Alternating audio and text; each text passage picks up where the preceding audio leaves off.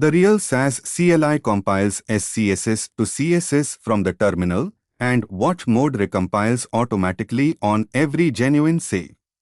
In this video you'll run the real compiler both ways.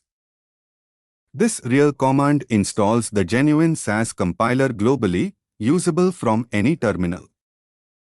This real one-shot command compiles style.scss into style.css exactly once, right now. Watch genuinely keeps the compiler running, automatically recompiling every time style.scss is actually saved.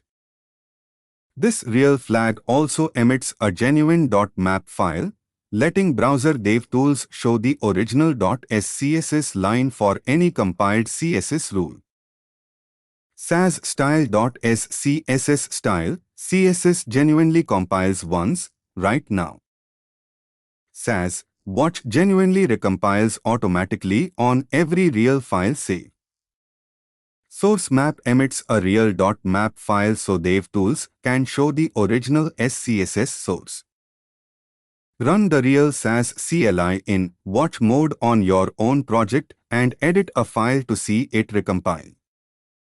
Ready to see how a real, larger SCSS project keeps itself organized?